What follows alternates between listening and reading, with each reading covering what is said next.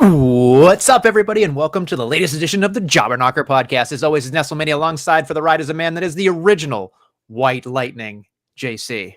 I am very white, and I am super fast, so you could call me Lightning. But Nestlemania, this week, we got a lot on the docket. We got, of course, all the shit about WrestleMania. A lot of WrestleMania talk this week, but Nestlemania, it's also Revolution is a mystery. This card sucks, but we got to talk about it at the end of the show. Before we went on air, JC wrote basically shit on everything AEW. I literally looked at the card. I'm like, okay, main event. They completely botched it. Tag team clusterfuck. Samoa Joe Wardlow rerun. Jericho Starks rerun. The Elite versus I don't fucking care about Trios Championship. And then fucking two women that shouldn't even be sniffing a title taking on Jamie Hayter. What a card, Tony Khan. You suck. It's horrible, dude. I'm so disappointed. Like we were talking about it because like I'm off. I mean, I'm working Sunday, so I won't be able to buy it anyways. But like, even if I was off and had $1 million, I don't think I'd put a cent towards it. What a shit card. I mean, I really wanted to watch this, but the minute they made it an Iron Man match, you lost me. That's the thing. That's like on paper, on a poster, MJF, Bryan Danielson, fuck yes. Yes. But the lead up in the Iron Man, I'm out. So, yeah, God damn it. Tough. It's tough because you want them to succeed in the worst way possible. And their other things are doing great, but this overall thing is just, it's a fucking mess. It's a fucking mess. AEW's a shit show right now. And it's like you said, it's a shame because we like a lot of things that could be going on there, but aren't. But we're going to talk about that later because Nestlemania, how do we normally start the show? We always start in the shine, JC. Always in the shine, much like Mandy Rose. And I mean, man, maybe this guy's just taking her moniker because, I mean, I might love him more than I love her. Oh, we're talking Cody Rhodes. Oh, he had the match of the week. Oh, with another JC guy, Chad Gable. Oh, pew, pew, pew, pew. Super hot fire. Cody Rhodes, Chad Gable. Take it away, Nestlemania. I mean, so first off, I wanted to say this. There's a couple things about Cody Rhodes we are all love. We know that. But when he came out and he gave the white belt to the kid, you're like, smiles on people's faces. That's what they tell the John Cena. Yeah, I mean, but the thing is I've watched a lot of Cody interviews lately because he's hitting the rounds, especially during Mania season. And he made a comment. He's like, I drove Cena around and I made it an effort to remember everything he taught me. And I'm just, and when I saw that weight belt thing, I'm like, God damn it, there's Bret Hart. God damn it, there's John Cena. Like it's Cody Rhodes. Like if they're afraid of the Sami Zayn effect, I get it. But Sami Zayn ain't doing that shit. And it's like, when I saw that, I went, that girl legitimately will remember that the rest of her life, folks. Mm-hmm. And that's what it's all about. And then on top of that, the match was fucking hot fire. And I loved it. And I was sitting there with my pants off, dance off. And I was just loving every second of it. But here's the part that I don't think a lot of people really, really think about. The ending, it was probably the best Crossroads I've seen. But before that was the Otis bit. And for me, that is the difference between why Cody Rhodes was in AEW versus Cody Rhodes being in the WWE. Because that, for me, folks, showed why he needed to come back. Because not only did he have a great match, but he also was very much an entertainer in that match. And he went out of his way to do that. Like, she's in the crowd, bro. She's in the crowd. And then, of course, like, whoop, whoop, whoop, whoop, whoop. And it worked. It just worked. And I just thought to myself, I'm so glad he's back. Because it's not that, like, I didn't enjoy Cody Rhodes in AEW. I did, to a certain extent. But Cody Rhodes in the WWE just fits. It just fits so much easier. And I just really enjoy what he's bringing to the table because there's different facets of his game every single time he comes out there that I'm just like, maybe he really does believe he's the best wrestler in the world right now. Well, he says he believes he can be, but he's number 2 because Roman Reigns is undisputed. Well, But that's he's just like, being I'm 2, and he's respectful. like, set this 3, and he's like, there's probably some guys over at where I used to work that are like 4 through 6. So When I look at it, I think to myself, Jesus Christ, like I wasn't, not that I'm not a Cody guy. I mean, obviously you have been, but he's made me a believer for absolutely ridiculous amounts of reason. yeah, dude, he just like the thing that you hit on with AEW is we kind of talked about at the time, like he did a lot of cool things and worked with a lot of like newer talent there, but he hamstrung himself immediately when he did the world title thing. And it was just like, okay, well then what are we doing? You're just gonna win this new mid card title over and over again. You're gonna put guys over like Malachi Black and whatever. It's just like that's cool, but it's like there's potential for more here. And like going to WWE, we saw it immediately. Like there's an unfinished story, so that writes itself. But now I think we're seeing in this lead up is that even beyond that, like when he wins, there's going to be some grace period for a while. Eventually, like we're going to get Kill Cody. And that's right there. I like that you said that he paid attention to John Cena because there's another guy he always has paid attention to, and that's Randy Orton. So we're talking about like one of the best babyfaces ever, one of the best heels ever. So it's just like, it's like he's going to be fine no matter what he does. But just like the more I watch him, I'm like, holy fuck, like it really is like he found a way. A guy that if you would have told us a year and a half ago that he'd be the top babyface in wrestling, some people would have laughed at you, especially with the fucking neck tat and everything. But like he's hitting on all cylinders for people right now, and this lead up's going to be good. Him and Roman are going to talk on Friday, it sounds like. So we're full speed ahead, baby. I'm very curious how you feel about what happened on Monday, specifically the fact that, and we talked about this, I think, in the Job and Archer thread, but it was the fact that Heyman, Solo, and Jimmy were on Raw, didn't really cross paths. They mentioned, well, Heyman mentioned him, really. I think Jimmy might have too, but it just feel like you said, they're waiting. They're anticipating it. They're taking their time. They're letting it breathe instead of being like, boom, boom, boom, boom, boom. Now we're getting to a point where like, holy shit, we're only 33 days away and we really haven't even begun what's going on. They haven't gone face to face, and Roman, like you said, has mentioned his name like once. But I think another part of it that I didn't really say in the thread that I think is something to consider too is that the Usos have their own story with Sammy and with KO. So that match needs a lot of story to get booked. Whereas like Cody and Roman done. So it's just like I think you're gonna see a lot of like you're gonna see Heyman involved a lot, but I think for the most part, maybe Solo a little bit, but it's gonna be Cody and Roman and Heyman. It's going to be this focal point, and Solo might be hanging out with the Usos in the Sammy thing, and it's going to separate a little, but there's going to be always the connective tissue because they're the bloodline, and like Roman's overseeing that, but it's just like I feel like you're going to see a lot more of that where they might be on the same shows, and the Usos might ignore Cody because right now Jimmy has bigger fish to fry, and that's figuring out what's going on with his brother while dealing with the two Canadians that want to kick his ass. So there's a lot going on right now with the bloodline still, which is really cool. Yeah, I mean, might as well put that in the shine as well. At least I think it's worthy of the shine. I'm very intrigued by the relationship that Sami Zayn has with Jimmy on Friday on SmackDown. Because all I could think about was like, okay, we know Jay is a really important dude. We know he's like a very big piece of the puzzle. But you forget sometimes how big of a piece Jimmy's relationship is with Sammy. And I think they did a masterful job reminding us, you were the one that believed me from the beginning. We were dogs. Like you were my dog. And then you didn't hesitate at all. And the fact that he laid in with the whole, family doesn't make you prove your loyalty each and every week. And I was like, oof, yikes. And like, again, pulling on the heartstrings a little bit, like, dude, you fucked me. You fucked me real good. And like, he didn't even think about it. It was just like, and the fact that Jay just stood there and didn't do anything was, again, what a great idea. What a great little piece that I wouldn't even thought of as a fan. But now I'm sitting there going like, eventually he has to pick a side. Eventually something's going to happen and we'll get to WrestleMania and we'll do our thing.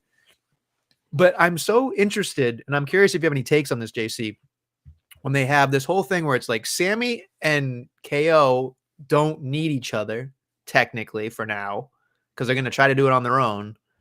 And Jay eventually has to pick his brother. And I'm wondering what you think may end up happening here, because I have some thoughts as well.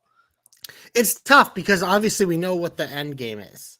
But it's just like, how do we get there and make it so it's not unsatisfying? Because the Jay Sammy relationship was so special. Like that story arc was so special and the centerpiece of this entire bloodline thing. So it's just like for that relationship to deteriorate, like you have to do it carefully because obviously, like you said, with Jimmy, it was just like a flip, and he was just like, it's family, man. I'm loyal.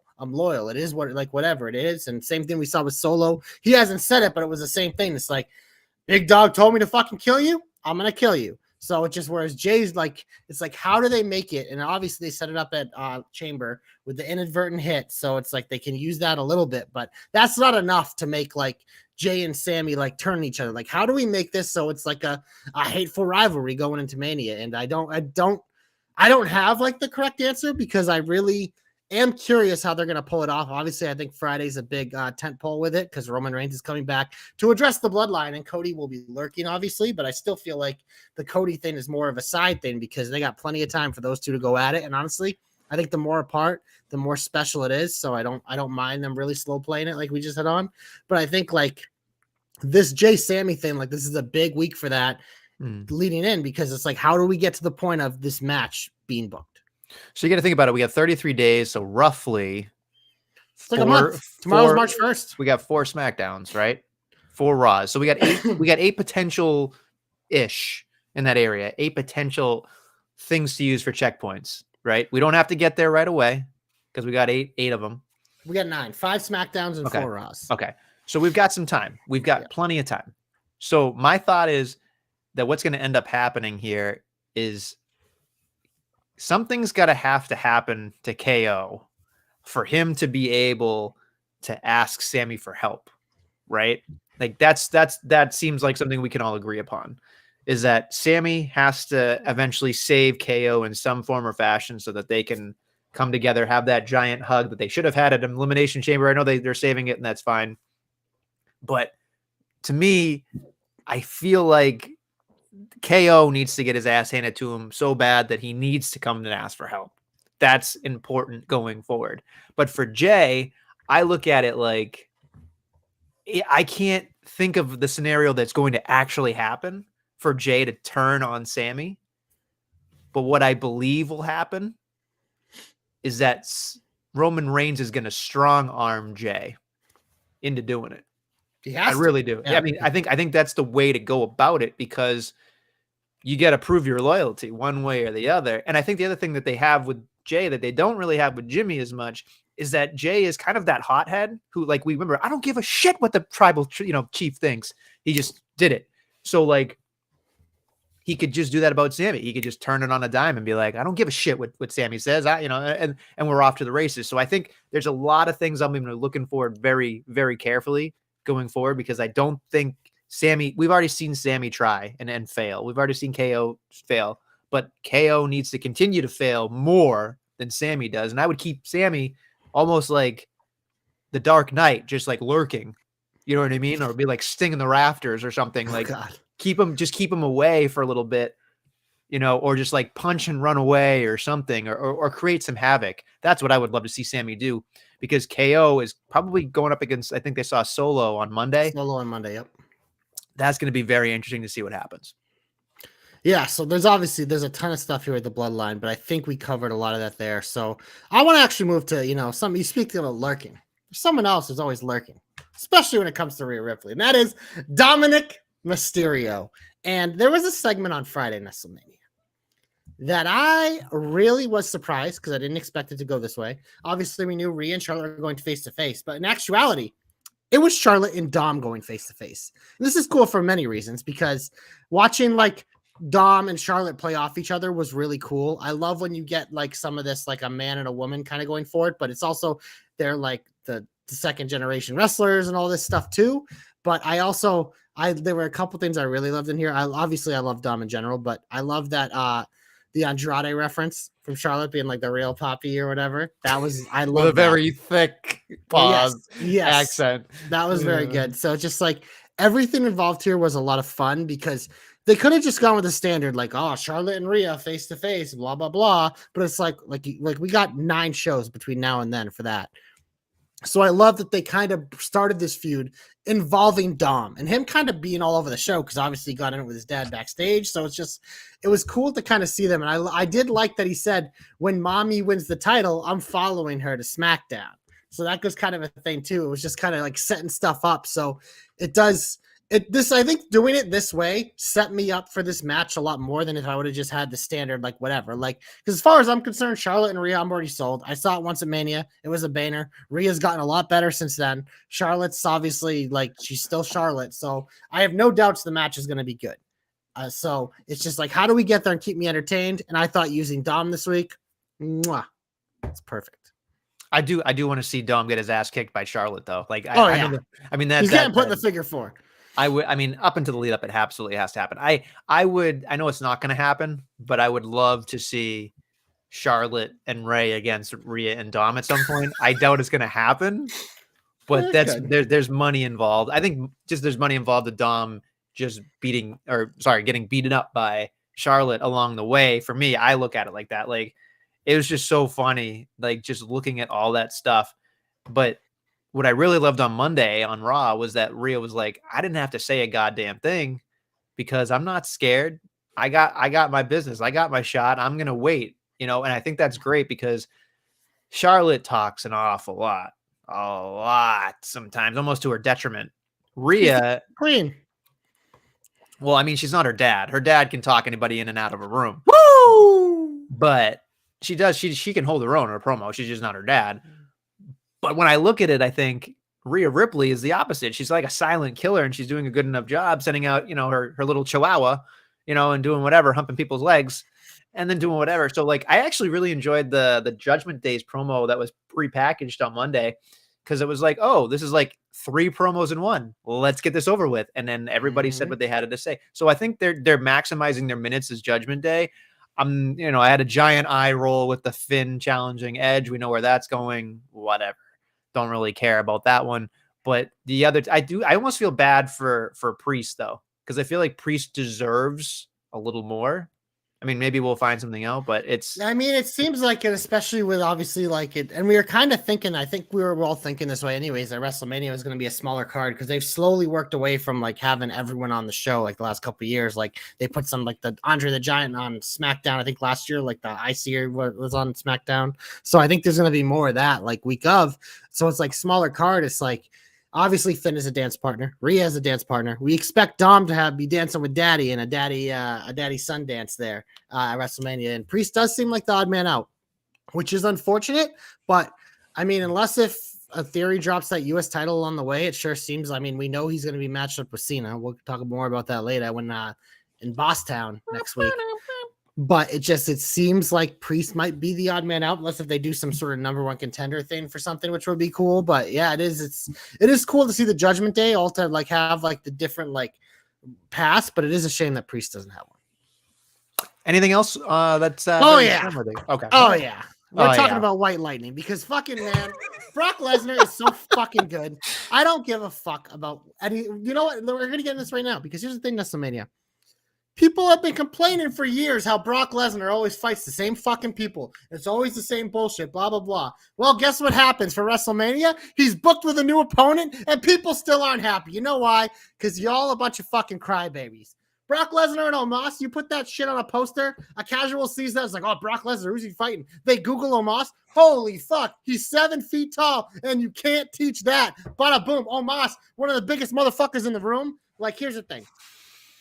We know it's not going to be a 5-star classic. Are Brock Lesnar's matches ever? God, no. So it's like, send me out there with a 5-minute banner with 2 big men just beating the fuck out of each other. I'm all for it. I'm actually excited for this match. I think it's good. I think we saw MVP's worth on Monday with him kind of like making people like care about this and him doing his bumping for Brock and going head to head with Brock. Like and right now you can tell Brock's having fun. And here's the other thing. People being like, oh, why is this the match? Well, here's the thing that probably happened. They're like, hey, Brock, who do you want to fight at Mania? Here's a list. Pick someone. He was probably, this was probably the list. Omos, Lashley, Bray Wyatt. He probably looked at Bray Wyatt and was like, that shit's fucking weird. I ain't doing that. Then he's like, Bobby, I just fought Bobby. We can fight him again later. Omos, he's a big motherfucker. Give me him. That's probably exactly how it went down. And you know what? I'm all for it. And it's Omos was going to be at WrestleMania because you know why? He's a spectacle. Whether people think he's good or not, there is a little small Homo sapien. That's what fans of Omos call themselves, which I think is fucking hilarious. They call themselves Homo sapiens. I saw that on Twitter. I was like, this is great. But it's just like, I think it's also part of it, like this whole like outrage about Brock Lesnar fighting Omos at WrestleMania. I think it's a big internet bubble thing too. It's like, get over it, people. Get over it. There's going to be fucking 10 to 12 matches. If you want to take a pee break during a Brock Lesnar match, good for you. But I sure as hell ain't, because there's going to be some fucking bodies flying around that ring. I mean, we all know Brock Lesnar does not do 10-minute matches. Like we know that, so it's going to be quick and painless. So I tend to agree with you on that aspect of it. I am very nervous though, because they did a good job on Monday, or MVP specifically, saying like, oh, hey, this is what we're going to sell me the match. And he did a good enough job selling the match, because you can have your way with any man, but you can't have your way with a giant, which I tend to agree. What they need to stay clear of for me, which will break for me, if they do this, I'll be not sold on it. I'll be out, is the idea of, can he get him up? Can he F5 him? If they do that, I'm out. And my reason for that is, we've seen him fucking do the Big Show. We've seen him dump Albert on his fucking head. We've seen him just dump every motherfucker that he can in the F5. And very impressively, we know over the years he can fucking do it. So I don't want to hear, can he do it? We know it's going to happen, but that's the moment. We want to see him pick up this person who's probably going to look like a giant tree, limb, and then just pizza his ass all over the goddamn place. And that's what we want. That's the moment. The moment is just fucking flying Omos, pizza style, 8 minutes or less, blood curdling, just puberty screams, and then let's just get it over with. Primal instinct Brock Lesnar, do a little cow and be done. Yeah, and this, honestly, this match is a win-win for everyone involved, because it's a win for Brock Lesnar, because he's going to go out there and he's going to win. He's going to have some fun. And it's a huge win for Omos, because you're putting him against one of the biggest names in wrestling. They, like, him and Lashley obviously had the big feud last year, but it's in the year before that, I think him and AJ were the champions. Yes, that was his debut. That was his debut. So he's had 3 big WrestleMania matches in a row, but it's just like, it's one of those things, like, Omos is a spectacle. It's the same thing we talk about with Braun all the time. They're different, because obviously Braun is a much different animal than Omos, but and that was the other thing. People being like, oh, if Brock was going to fight a big guy, why don't they just have it be Braun? If they would have fucking booked that match, y'all would have been bitching about that too, because they've already seen it. So get the fuck out of here. Go become an Homo sapien, because you know what? Life's better when you're an Homo sapien. Can I just ask very quickly? Yes. Is it weird for you? It's a little odd for me that he's not on my TV. That was interesting about Monday, but I think that's kind of cool, because I kind of like, it's the same thing with Cody and Roman. It's like, you got 33 days, keep these guys away. And that's why I don't mind. Like, let MVP be the proxy, kind of like Heyman's been for Roman, just like whatever. And then Omos just kind of shows up when he does. But yeah, I mean, we haven't seen a lot of Omos in general. And then obviously he laid out the challenge last week and then wasn't there to accept it. But I think the way they did it this week works, because I think like they're probably going to touch before WrestleMania, but when they do, it has to mean something. So, all right. Anything else in the shine? Yeah. I mean, Elias got squashed. That's always shine. We got some jobber alerts here that I got to go off on, but that's beside the point. I don't really have anything else besides that. Okay. Let's get heaty, baby. Get him off my TV. Get him off my TV. Get him off my TV. I don't know where to start, so I'm just going to go rapid fire here a little bit, just down the line. You tell me if you like it or not, or we can get into that. I'm head scratcher, the Mac and Sheamus and the Vikings brawl. I mean, it is what it is. I don't really give a shit. It's just fucking fluff. I don't know. I literally wrote, 6-man tag on SmackDown, and the Vikings are still attacking Drew and Sheamus. I don't know what the fuck. It's a little odd for me. It's a waste. I'm not. This is probably something we can talk about later. I'm gonna skip something else I just saw. Ray versus Cross. We kind of already touched upon it a little bit, but Cross is just, to me, he's stuck. He's just stuck, and I don't know how to fix it as a fan. I don't know how to enjoy it as a fan. I can't enjoy it, and it's a 32X for me every single time. He got the win, which I guess he needed, but this was all about Dom distracting Ray. That's all I cared about. But it's like, I get, by default, Cross gets a win, but he's one of those guys. I'm looking at WrestleMania. I'm like, I don't know. Unless there's a multi-man match that he gets thrown into, like, he doesn't have a feud, so there's not a spot for him, which I guess is fine. Like, but you got to find him a TV feud. But it's just, he's one. You're gonna see a lot of these like mid card guys like aren't gonna have spots at WrestleMania with a smaller card. So, and he's one of those guys that I think is just out of the shuffle until after. It's a rough place to be at this time of the year. That's Yeah. all we can really A agree lot of on. people are there though. Yeah, unfortunately. Moving on. I don't understand the Candace and Piper and Nikki lurking thing. I guess that she's lonely. It's a whatever. Piper gets a jobber alert based off of Nikki, which whatever. It is what it is. It's just terrible. Didn't Piper just beat someone else in a job alert last week? And Yeah, they're clearly leading to a Candace Nikki tag team, which again, I don't Candace know already why you has a do tag it. team partner Yeah. as far as I'm concerned, and she's more impressive than Nikki Cross. Impressive. Yeah, I again give me Indy every single day. Yeah. Moving on. I have bigger things that upset me, but I'm just gonna go quickly. Elias jobber alert with Bobby Lashley, and then of course Gargano and Otis. Otis has a jobber alert there as well. That was a rough one. That So was because I was looking forward to it because I'm like, oh, this is gonna be fun, but it really wasn't.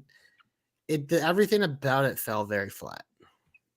I think for me when I look at this, I think okay, everybody knows I'm not I'm not a Johnny Gargano guy. We know that. I like to make a joke of it, but he is a very impressive wrestler inside those ropes, and he's a dad, so I will always have respect for certain aspects of his life, and I think his wife's amazing, but it doesn't do him any good when he goes into these Raws where they're in the middle of nowhere and the crowd just doesn't respond to him. It's not necessarily his fault. It was also Otis. It was also I mean, that crowd sucked in general yeah, too. So yeah. do you expect them to get up for like a D storyline? Like, Yeah, it's tough. And then of course the male models thing I love because I can see where we're going to be headed, but it's such a weird mess it altogether. wasn't good this week, and it's. I thought Maxine did well because the more that they're kind of letting. Obviously. Yes, she's hot. I agree. She's very hot. That's why I like her. But I thought this week, in terms of like her like character and pushing stuff forward, I thought individually she did a good job. Like this was the most I felt they let her talk and kind of like take a presence over segments, like really working with Otis, and the other two are just kind of background noise. Mm-hmm. But it just everything else about this fell flat. And I mean, yeah, the Gargano pairing, it just wasn't like whatever. And Loomis, I don't care about. And I don't know. I think Gargano, the way he's kind of been brought back, it kind of reminds me of like when they finally called up Bailey and they just expected her to be like as over as she was in NXT, and Bailey, like they gave her the title right away, and Bailey, like right when she came up, it was really bad. It was really bad, and that's kind of what this Gargano reminds me of because I think they're very similar in terms of like the two biggest baby faces in NXT history. And it's just like they brought him up to the main roster and they weren't willing to put in the work with the larger audience to like maintain that. They just expected it to happen, and I think that's kind of where we are with Johnny. And I honestly, I don't think we're going to see much momentum with Johnny until Ciampa comes back because I feel like those two kind of have to do it together before they can stand alone, if you know what I mean. No, that's a great point. I just feel like Johnny got so hot in NXT, right? And he did such a great job. But the one thing that I've watched him was, and I get people are saying on my Twitter timeline, oh, it's the music. It's weird. It doesn't look like it fits him, as well as like he looks lost out there. It's and not, like things, they haven't put in the work. They got to put in the work with him. He's a babyface. You got to put in the work with babyfaces. And if you don't, this is what happens. It's just tough because like you would think that they presented him in a big fucking way when he came back, but like ever since then, it's just like, okay. Yeah. I think people like him, but it's one of those things. It's like we just talked about with Cross. There's no direction for Gargano right now, except for these little TV feuds, which that's fine. Like we know Maximum Male Models, it's a TV feud, so he's involved in that. But it's just like until he has something a little more meaningful, and that's why I say again with Ciampa, that feels like it'll be more meaningful when they unite or go against or whatever that storyline's going to be. That's why I was excited for Gargano and Miz because it felt like it was meaningful, but it's kind of like moved on, and now we know the Miz is doing his own thing. But it's mid-card guys just lost in the shuffle during WrestleMania season, and this is what you're going to get. You're going to get bad segments when you don't put in the work.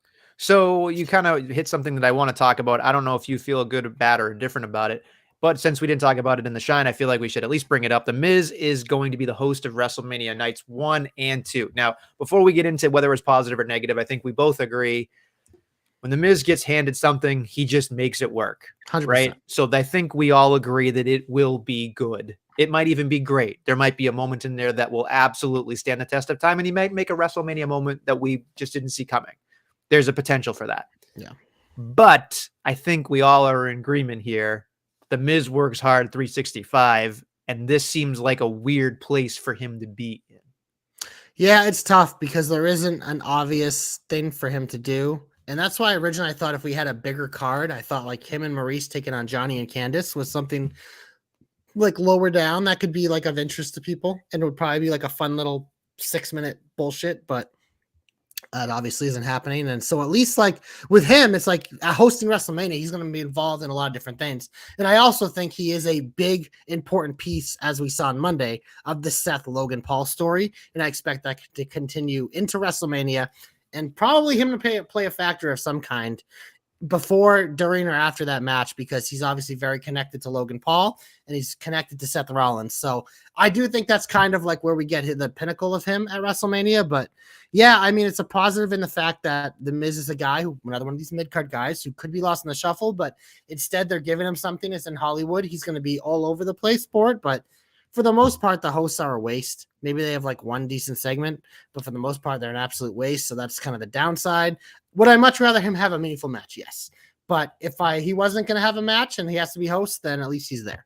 I mean, let's just think about what he's done, right? Like he's done the Shane McMahon match, which arguably we thought was one of those ones we didn't expect to be any good. And it was really good. He had the Bad Bunny match. That was really fucking good. You know what I mean? I mean, last year, I can't remember specifically what he did, but it was the Mysterio and the Mysterio. Yeah. So, I mean, again, he does things better than most people. So it's just, I know he's going to be fine, but I was a little bummed out that they didn't have something for a guy. Because when you're looking at WrestleMania, he's a guy that you want something for, and maybe he and WWE feels like him hosting it is a big deal. I mean, they did it one year with the New Day, obviously, when the Hardys came back. So it just like they've done it with other like top like groups at the time or whatever, but it is a little lame, because I think Miz and McAfee could have been something that would be fun or something like that. But I guess like if it's not set up or whatever, then it's not a thing. And with the smaller card, like even if they had like a 6-man like match of some kind and they threw him in it, I feel like they'll get a lot more legs out of the Miz being Miz as a host anyways. So I think he's gonna probably make this thing and we'll probably enjoy it. I think the celebrity influence in Hollywood will definitely make. He has to be the guy. I mean that I understand. That I understand very much. But it just nails on a chalkboard for me when I hear host of anything in WrestleMania. It just feels like it feels like it was a waste of time. Like like it was like when they announced Hulk Hogan with it. It's like, oh fuck that. I don't want to see that at all. That racist piece of shit. But at least with the Miz, it's like we might get a few entertaining segments. Yeah, and you assume there's a Miz TV somewhere. But it's just it's just difficult because, like we said, the man works harder than everybody else, but yeah, he might be doing whatever. Moving on to something else that I thought, at least for me, we haven't talked about, and I think is definitely heat worthy. To me, the main event of Monday Night Raw with the women's tag titles on the line was a complete shit show. Now, granted, I'm glad Damage Control doesn't have those titles anymore. I'm glad that Lita, I'm more excited for Becky than I am Lita, but it was like, thank God, like now we can go somewhere else with this, because to me, it's been a clusterfuck since the beginning, and it's my face wanted to melt. And then of course, like, again, I'm looking at things others aren't looking at, and that's fine. But when Trish Stratus came down and I saw the pyro set up behind her, I'm like, well, I know what fucking is happening anyway now. Like, there could have been they could have just put the pyro behind her, and then when she came out, you didn't see it, and then she came down and then they put it out. But they didn't do that. And I'm just like, little things like that piss me off from production standpoints. And then they won, and it was like, they won. Good night, copyright, and we get a route. And it was just like, there was a really cool video. I don't know if you saw it on the digital exclusive, where Becky ran down the aisleway and Seth came out for a dark match, and they jumped and hugged and did the song. And like, that would have been cool to end with. You know what I mean? Like, that would have been awesome for him to celebrate with his wife and his friends. But it's just, I'm glad Damage Control did what they did. Whatever, we're done with it. Supposedly, we'll see. But it just feels like there's, like, to me, Lita looked like shit. Yeah, I mean, she's the last couple times she hasn't looked good. I mean, Becky pulled out a great match with her in Saudi Arabia, which again, we didn't understand why that happened, but it was amazing. They did a great job. But when I watched this match, I went, she's not one step. She's like 4 steps behind. She's slow. She just doesn't have the oomph that you need to be an oomphin' on TV. And again, I want her to succeed, but also she has a track record of hurting herself, being reckless, and hurting others. And it's just like, what are we doing here? And hopefully it ends at Mania. We get it to Shayna and Ronda, and then we're fine. So that's my whole thing here with this, is because it's like, again, like, I'm with you. I'm glad that Damage Control lost it. But for me, they lost it to the wrong team, because I feel like Ronda and Shayna just winning the titles and then Becky and Lita chasing is more money than Ronda and Shayna chasing. Again, I know why they probably did it because Lita's probably done after Mania, where Ronda and Shayna will probably hold those things forever, even if Ronda isn't there. They'll find ways to do it. And also on SmackDown, like we'll talk about it in a little bit. Like they're going to probably pile up some wins for Ronda and Shayna as a tag team too, which is always nice when you're building contenders. But the other thing that I thought was weird is just like, obviously this Trish thing was probably supposed to happen in Canada and it didn't for whatever reason. So they just did it here, but it's just like with her coming back, it would be very obvious that it would set up a 6-woman tag at Mania, but that doesn't really make sense when the women's tag titles are involved. And you also have Ronda and Shayna, who we are pretty certain are going to be in a women's tag title match at WrestleMania. So what does that mean for Damage Control, more specifically Bayley? And also it just like, what's the point of the Trish thing if you're not in Canada and doing it and having her help her best friend Lita win the title with Becky? But it's if you're not paying it off with a match, just it's. I have a lot of questions about it. And I mean, if they do Trish Bayley 1-on-1 at Mania, it's cool for Bayley. Good. Yeah, but it doesn't mean we love anything for Trish, us. but like, yeah, it was weird to me because could you have sold me on Becky, Trish, and Lita versus Damage Control WrestleMania? Sure. I wouldn't care about it, but it would make sense. It was something that would make sense of being on WrestleMania. It would be cool to see, whatever. But now that Becky and Lita are the tag champs, it clearly has to involve Ronda and Shayna. And it's like, well, what does it mean for Bayley and Trish? So it's just, I have a lot more questions than answers after this. Again, it's nice that we have the titles defended and new champions, and they're on people that are going to be on TV every week because Becky's always on TV, which is nice. And then, but it just, I have a lot of questions and I'm very uncertain, which, I mean, I guess isn't the worst thing because that means there's reasons to watch, but at the same time, it's just like you said, that match was fucking terrible. It was literally the drizzling shits. It just didn't make any sense. And again, it's exciting and whatever, and it's a cool moment, but was it though? I don't know. I just, the more and more you see this, the more you're like, man, Mercedes was right. Like, I mean, there's nothing else to say about it except like, Jesus Christ, what are we doing here?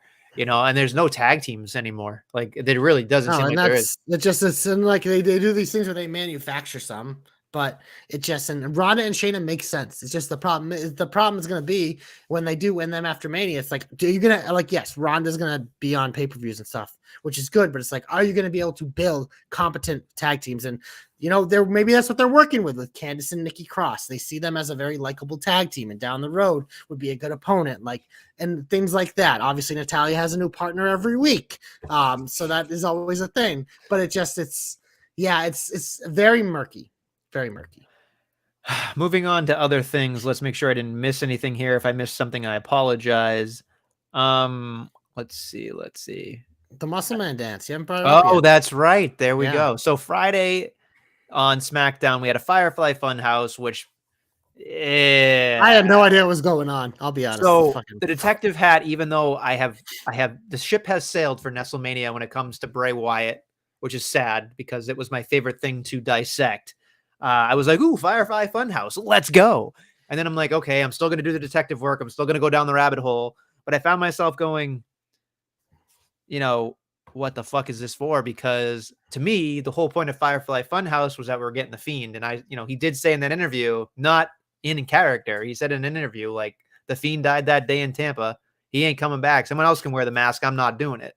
Which to me is a fucking cop-out, because to me, the Fiend was probably a fucking money printing factory. But that's beside the point. And again, it might be a mental thing. It might be a personal thing. That's his choice, whatever. But it as a fan, it fucking pisses me off.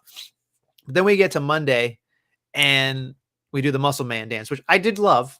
It works with Lashley. It does. Yeah. But the thing was, and someone made a great point, because it was literally a thought coming right out of my brain, was they literally just copy and pasted whatever he did last time and then just superimposed Lashley on top of things. And it just showed no effort. And it was like, that to me is the most bizarre thing going about it, was like, Lashley's trying to be, don't have my name in my mouth. Don't disrespect me. And then he fucking walks down the aisle and it's like, and the Muscle Man dance. And the Muscle Man dance. And it's just like, he didn't even fucking say his name. It just happened above him. Like, kept his name out of his mouth, like, right, he asked. Right, exactly. It's just like, I feel like sometimes people are lazy, and I'm not blaming Bray Wyatt, or I'm not blaming Lashley here. I'm blaming the people that are making these decisions. That's lazy, because like there is no real connective tissue to them whatsoever. Like he said, I'm going to pick Bobby, or I'm going to pick Brock. Well, I'm gonna pick the why? winner, and Bobby Why? technically But won. Yeah, just why? But why? yeah, and that's the big thing is like, and I think that's why people. It's the same kind of reason people are frustrated with Brock and Omos. Like another part of it, not the main part of them, just not liking Omos, but the other part is just like it just kind of like happened, and like what's the like Omos just challenged them, or Bray just randomly says on one Friday, "I'm taking the winner." Like, so it just. But again, it's one of those things. It's like the Bloodline story, like that's one in a million, and like other ones, like for some of these to fill out the card. Because a lot of the times when we're talking about lead up to pay-per-views, there's like storylines pay off at all different times.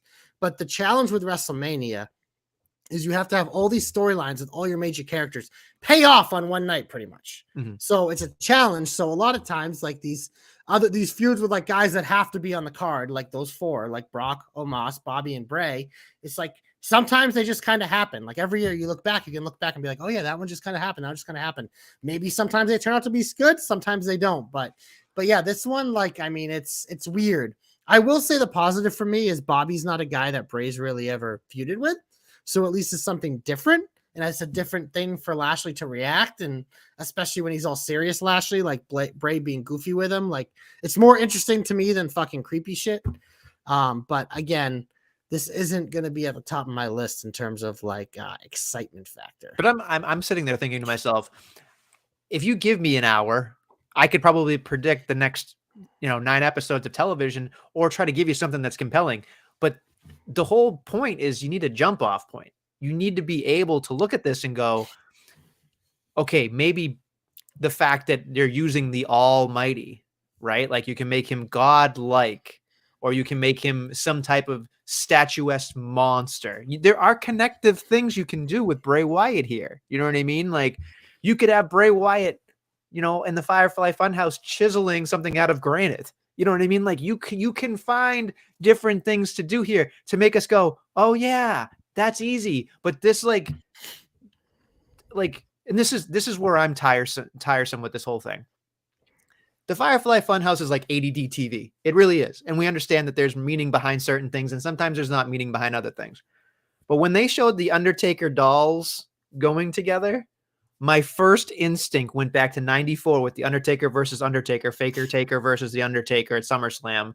And I went, okay, so we're going to get Howdy versus Bray Wyatt at some point, because that's that we're going to get, whether it's Mania or not. I don't fucking know. But that's where my head went. And of course, the Alexa Bliss box is there. So it's like, that's the question mark that we're like, okay, this is kind of cool, I guess. But it's just, there's so many things about Bobby Lashley that are cool and awesome. Like that Bray Wyatt can clearly make fun of or really exploit, I think, too. And I know we got 9 shows before we get to WrestleMania, but we all know that Friday Night SmackDown before Mania is a fucking throwaway. It's not a throwaway, but it's going to be like, that's when the giant, it's highlight package. Yeah. Well, it's highlight package. And then like 3 like matches that aren't good, don't have time for WrestleMania. Right. Essentially. So I just feel like, okay, let's say it's 8, right? And we're probably not going to deal with anything on SmackDown, right?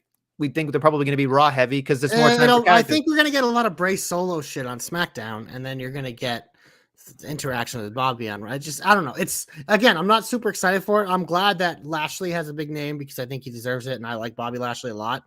And I think this is a new challenge for him.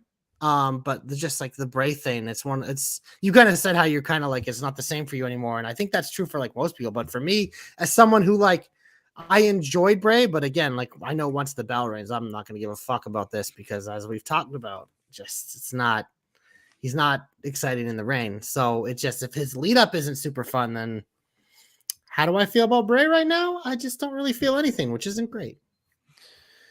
Anything else? Nope. Let's get hopeful.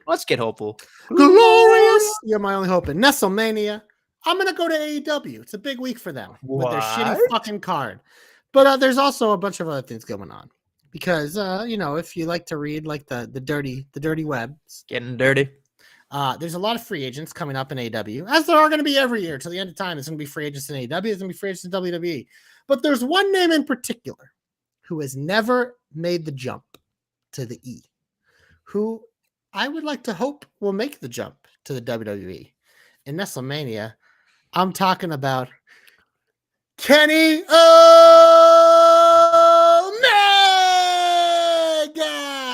As you know, I'm a Kenny Omega hater a lot. I respect the hell out of him. I think he's an amazing wrestler. I think he's really good. But with my expectations being so high for him, sometimes, they fall short. I just knocked everything over. He upsets you so much. Yeah, but it's one of those things. It's like I think he is one of the better performers of at least this generation, and maybe like can put him in a pantheon. But until I see him in the big leagues, I don't know. And AJ Styles did. He came in, proved it right away. Boom, like top guy all time. Like it just like it fits. And I think Omega, if he got the opportunity, would do the same thing. So my hope mainly is that he goes to WWE, and maybe now's the time, because looking at him in AEW, man, it's just like fucking. I don't give a shit about trios championships. They barely use them. He's like a side piece. It's like it's one of those things. It's like, and then I'm looking at the trajectory of the world title. It's like, is Omega going to get that thing back? Unless if there's like injuries, it's like because it feels like after MJF, there's like a line between Adam Cole, and if they want to do it with Ricky Starks, and just like Heyman and Moxley feel a lot closer than Omega. It's Wardlow down the line. Just like it feels like there's so many more guys that like would get it, and Omega's just like it's either going to be like random like matches, whatever, and then trios championship. I don't give a fuck about that. So. But what we saw in like Japan at Wrestle Kingdom, like, is how fucking good he is as a singles wrestler. And there's so many dream matches he's never had that are with guys that are contracted by WWE that I'd like to see before he's done.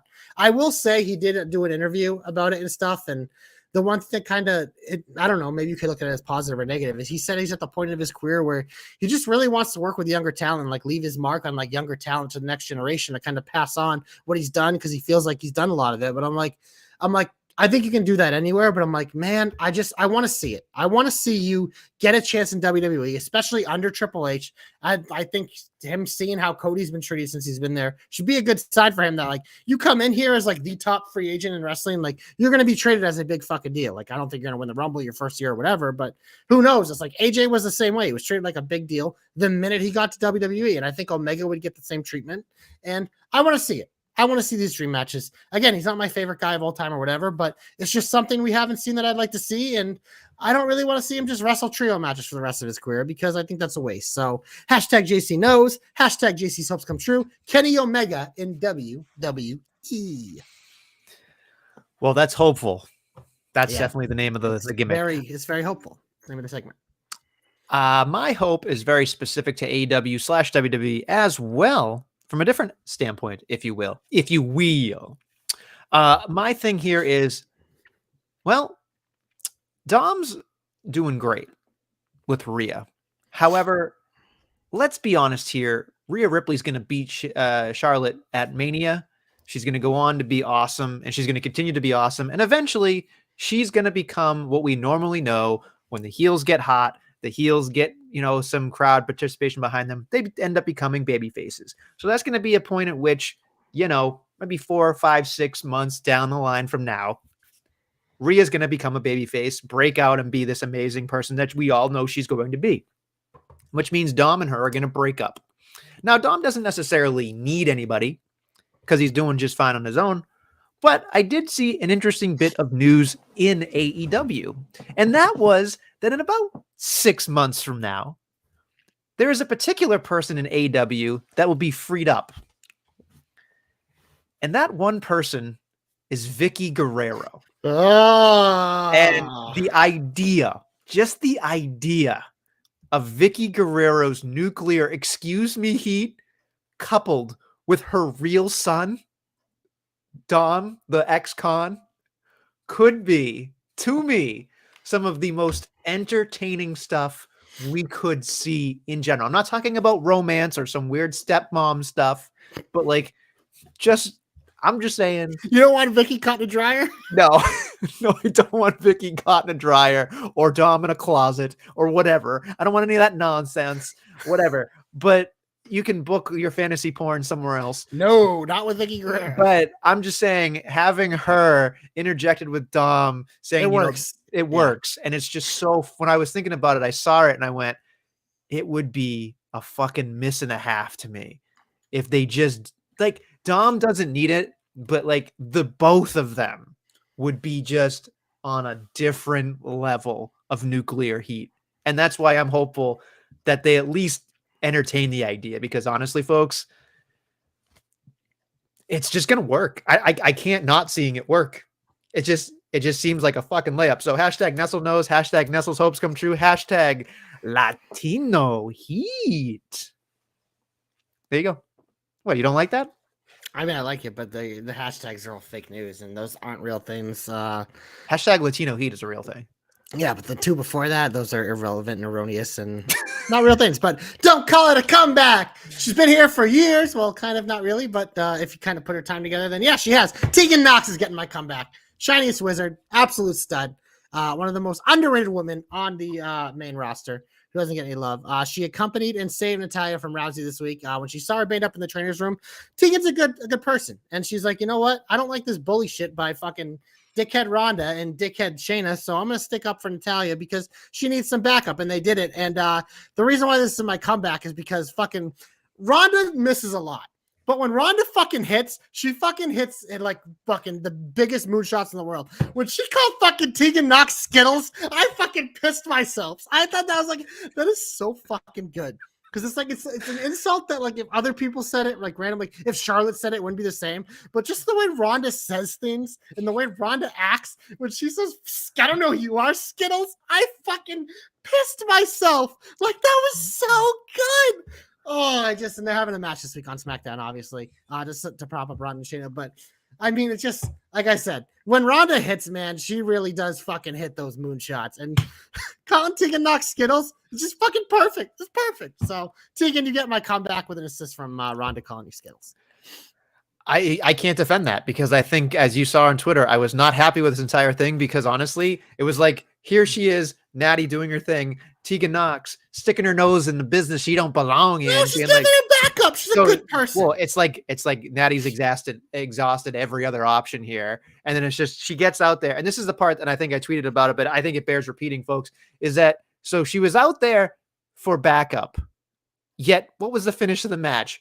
Ronda Rousey distracted and did something to Natty. Where the fuck was Tegan Knox during the fucking finish? It don't matter after the fucking bell. Rainbow, baby. Oh my God. Like, you can't tell me. You cannot fucking tell me that made sense. It didn't make sense. I refute that it does. And I will tell you right now, folks, it made her look fucking dumb. And I will never, ever like Tegan Knox because honestly, you already didn't like Tegan Knox. No, you're a hater and you hate British wrestlers. Oh, that's not true at all. That's not true. And then you don't like Tegan because she does a better Shining Wizard than you. That's not true.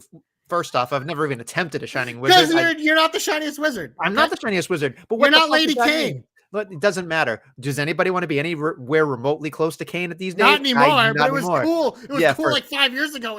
Yeah. What have you done for me lately? Hey, he's a mayor. Yeah, exactly. Great. Wonderful. Stay off my lawn. The other thing I'm going to say here is it just made her look stupid. Of course, anything associated with Natty, unfortunately, just might as well be in the fucking trash can the minute it's fucking on TV. I don't know. So I just think that was a terrible hope out of you. I think it's a fucking hope. It was a comeback first. Comeback, whatever. I'm tired. It's Mania season.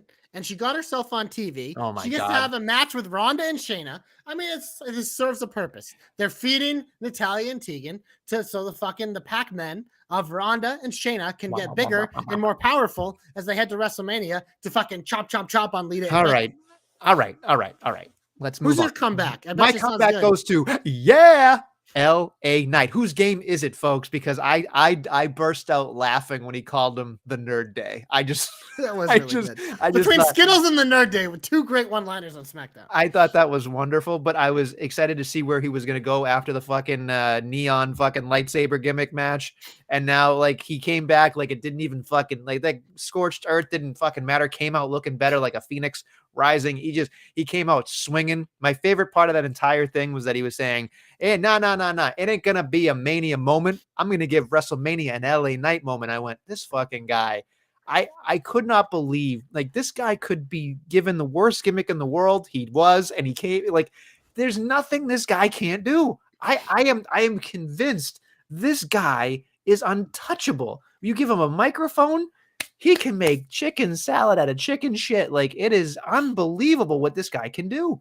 And yes, I know he's very good on the microphone, but seriously, what the fuck? Like, this guy has no business being this good. So for me, that was a giant comeback for me. And honestly, if it's gonna be LA Knight versus McAfee, I'm fine with it. Sign me up. Yeah, I'm curious how we get there. If that's just going to be like an impromptu thing where if LA Knight comes out during WrestleMania, he's like, yeah, yeah. And then all of a sudden McAfee's music hits and we have a little thing. I think that's probably the most likely. But Nestlemania, that brings us to the big old finish. And we're going to hit quickly on SmackDown and Raw because we have to cause a fucking revolution bullshit at some point. Ugh. But on SmackDown, Roman Reigns returns to confront Jay. Cody Rhodes will be lurking. We also have a singles match between Rhea Ripley and Liv Morgan. That'll probably be a banner. And then the before mentioned tag team match between Natalya and Tegan Nox taking on Ronda and Shayna. I mean, I care about the bloodline. That's pretty much it. I care about Ripley and Liv. I'm sure that'll be a great match. Just like Asuka and Mella. That was a great match too. We didn't even talk about it, but like, there are great matches happening, but unfortunately, because of the Mella season, and Chelsea Green talking. Yeah, we didn't even talk about. Yeah, I like that too. There's so many things that are just like kind of lost in the shuffle because of so many things going on. They're like little things to leave that like post WrestleMania are gonna mean more, but it's just like that's what I'm looking for because I talk about these people being left off the card. That doesn't mean they can't have meaningful weeks in the next 9 episodes. They're not. Their direction is a little more, it's a little more of a slow build. But also we go to Raw Nestlemania, and they also booked a lot. It is in Bosstown, baby. John Cena will be returning. Theory will be waiting for him. We have, as you mentioned, Carmella. She will be wrestling Bianca Belair this week. We have Seth and Logan Paul face-to-face. We have Kevin Owens taking on Solo Sikoa. And we have Johnny Gargano versus Finn Balor in the WrestleBoner of the week. I mean, it's stacked. That's like it's night and day. I mean, we know Boston is a fucking wrestling town, so clearly they're going to make sure that they are heavy on the wrestling and heavy on the entertainment. I'm curious to see how Logan Paul and Seth Rollins happen because I think that's going to be fun. Obviously, Logan Paul's going to get booed so loud. Oh yeah, because he doesn't really know how to handle it. But Seth's going to be out there. It's going to be atmosphere is going to be good. I wish the fucking Celtics didn't play. Yeah, and just all the other stuff you mentioned. I mean, Cena. You kind of take Cena for granted. Oh, and we're just gonna blow off, man. But they are gonna. I mean, he's either got to start the show, which I think, right, or it's got to be like the 9 or 10 o'clock hour. He ain't into the program, is he? I don't think so. I don't know. Yeah, I don't know. So I'm excited to see Cena, and I'm excited to see the Rollins Logan stuff specifically. But of course, Gargano and Finn, we know is going to deliver. I just hope it's not going to be a fucking 1 or 2 segments. Give them 3 segments to wrestle. Oh yeah, they will. That's gonna be a big chunk of the show, I would think. But Nestlemania, that gets us through the WWE talk. We go to AEW. We gotta piss through Wednesday here before we get to our Revolution predictions. But it feels like some of the matches that would normally be part of a 1,500 match pay-per-view card are on Wednesday. So first up, we have this one. This is the doozy. Chris Jericho taking on Peter Avalon. Well, he already lost to a jobber, so clearly Chris Jericho. Yeah, what a waste. We have Casino Tag Team Battle Royal number 2. I don't even care. We have Tony Storm taking on Riho. We have Orange Cassidy versus Big Bill in the All Atlantic Championship match. Orange Cassidy is the saving grace of AEW. Every time he's on the television, it's just like, Jesus Christ, this guy should not be in AEW. He should be in WWE. He's just that magnetizing. He brings something to AEW that they desperately need. Oh, I know, but I'm just saying, like, he's so good in AEW, he'd be even better in WWE. He would.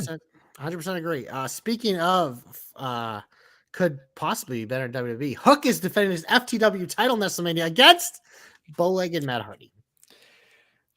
Thanks for coming, Matt Hardy. I mean, I think this is going to set up a match between Hook and Ethan Page, maybe at the pay-per-view or maybe the buy-in show. I feel like that's where this is headed because I feel like that's the bigger thing here, and Ethan Page probably deserves something.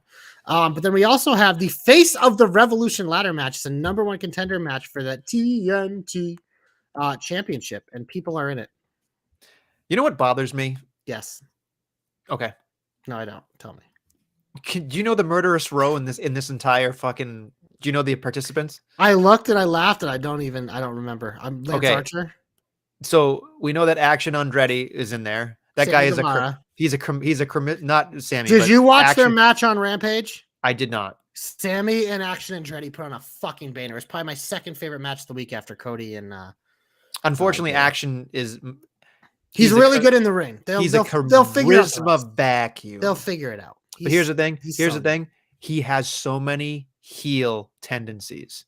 Oh, He's not a baby face. then That's there's the your money. problem. There's your money someday. Yeah, but he's not going to succeed as a baby face right now. He needs to be a heel. That's it. But the He's other a thing prospect. is, sure, and that's fine. That's fine. But he's a heel. There are just some people who are made to be a heel. Action Andretti is a heel. That's it. That's it. I'm putting my Who flag else is in the sand. match? Your boy, your favorite person in the entire world, I have a lot of those. Takeshita. Oh, great.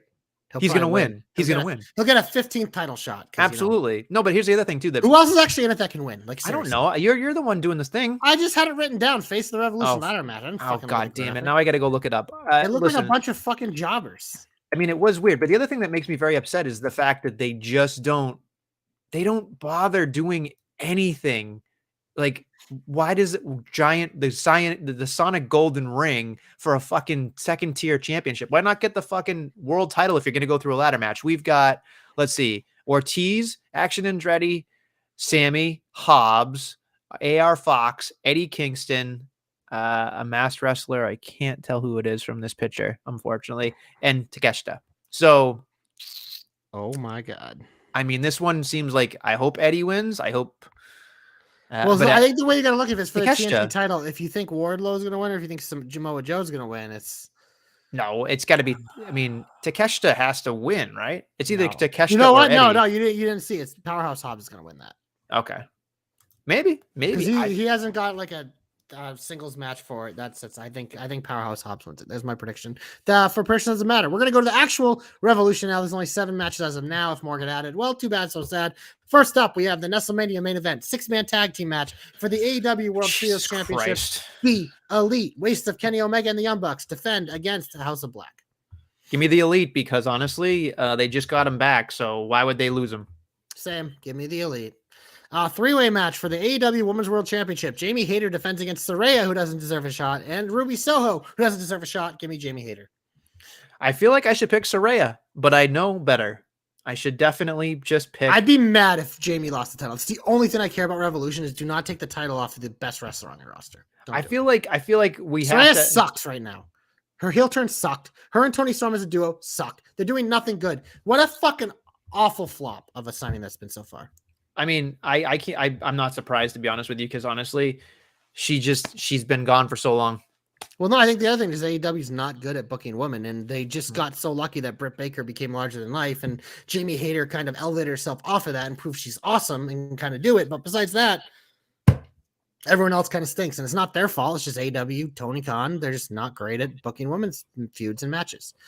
We have the first of 3 reruns in a row here. We have a singles match where the Jericho Appreciation Society are banned from ringside. By the way, where the fuck's Anna Jay on my TV? Tony, put her back on. Chris Jericho takes on Ricky Starks. Give me Ricky Starks. Ricky Starks, but there is a question here I'd like to propose. I can't talk. I'm too late. Do you think Action Andretti turns heel here and helps and becomes part, because he's technically not part of the JAS, but then becomes part of the JAS after the fact? That would take too much logic, though. There's so many members in the JAS, and I kind of like that Sammy and Garcia are the centerpiece right now because they're so fucking entertaining, and I like them both on my TV. That I just feel like adding another young person to the stable, it's too much. So no, I think there'll be some bullshit where they try to get involved and Action Jerry mixed it. There's gonna be fucking Gaga, I'm sure. But all right, I'm picking Jericho. I'm just gonna pick Jericho. Wow, look at that. Yep. I mean, at this point, we're late in the game in the old season here, wire to wire. I need to be a little bit more bold. I like it. Well, we'll see how bold you are in the next match because we have rerun number 2, singles match for the AEW TNT. It's not Dynamite Championship. Samoa Joe defends against Wardlow. Nestlemania. So in theory, you would think because he cut off his ponytail that Wardlow would win here. But yes. Samoa Joe just got it back. So I'm going to pick Samoa Joe because that seems logical because the king of television, although pay-per-view is not television. I was going to say, this isn't television. So this is war. Come on, pick Wardlow, bitch. Let's go. I'm picking Wardlow. All right. Never not picking Wardlow. This is a slam dunk. This is getting that thing on Wardlow. Sets up him and Powerhouse Hobbs. Powerhouse. It's my combo pick. There you go. Boom. Samoa Joe literally, I don't know why they did the Darby Allin title reign. Maybe Samoa Joe wanted a couple weeks off. I don't fucking know, but that was weird. They just put it back on. Just don't put him on TV. It just don't get me started. And then I just clicked off the page, but I know we have rerun number 3 here because it's a Texas death match. There's going to be a lot of fucking blading. John Maxley against Adam Panman Page. I mean, I feel like Hangman's got to win. I feel like Moxley just can't lose a bunch of fucking matches though. I don't know. I'm picking Hangman, but I don't give a fuck about this match. I mean, he lost. Who lost the last one? I don't even know. I think Moxley won them both, didn't he? No, he won. No, he knocked out Moxley, and I think Moxley beat him again. There's a Texas death match though. Yeah, so it's a Texas death match. Hangman's the cowboy, so give me the cowboy. Oh, fuck, you're probably right. My line. I'm gonna pick your boy, the Hangman. Yeah, I think that's the right pick. Next up, Nestlemania. We have a 4-way tag team match for the AEW World Tag Team Championships. The Guns defends against the Acclaimed, Jay Lethal and Jeff Jarrett, and the winners of Wednesday. I feel like this is an easy retain for the Guns because there's going to be a lot of bullshit with those 4 teams. Yeah, I would pick the Guns as well because it just feels like you said, they just fucking won them, and they're probably keeping them warm for FTR if they ever come back.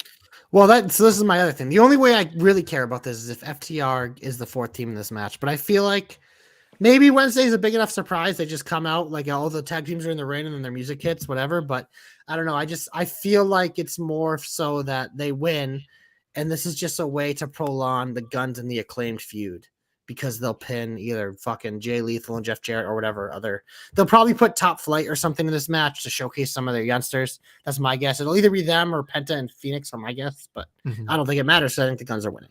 Well, tag team battle royals are stupid anyway, but that's just my point. They're weird, for sure. But then Nestlemania, we have the main event, a 60-minute Iron Man match for the AEW World Championship. MJF defends against Bryan Danielson. This is the most disappointing thing ever in my life, considering what it should be. I don't think I'm not even going to look and ask you. I just put MJF for both of us. So let's call it what it is. Kiss the rain. Yeah, I'm not. And I'm sure there's going to be a fucking million things about how amazing this match was. And it might be. The story sucked. And I don't need to watch wrestling for an hour, especially MJF. Like, part of his gimmick is that he doesn't work hard. So having him work the hardest it's weird. I don't know. It's disappointing. Revolution. I hope it's great, but I won't be watching. I really hope that they turn themselves around because they deserve to have amazing product. And now that ROH has its own tapings, I'm hoping to Christ we don't see the ROH thing anymore and we just move over to AEW, which brought them to the dance in the first place. I think the problem with that is he's going to want to get more eyeballs on the Ring of Honor. So how do you do that? You put some Ring of Honor guys on your fucking main show because it's free advertising. So I think there'll be less, but I think it's still going to be there. Either way, you're still gonna have your Wheeler Yuta fucking awkward. Oh my god! I'm sure he'll be having a pre-show match. Him and Cesaro will take on somebody. Probably fucking 2 members of the J. Probably Guevara and Garcia for the 15th time. On that note, we hope you enjoyed this week of the Jobber Knocker. We'll be back next week with more Jobber Knockery and no more Revolution.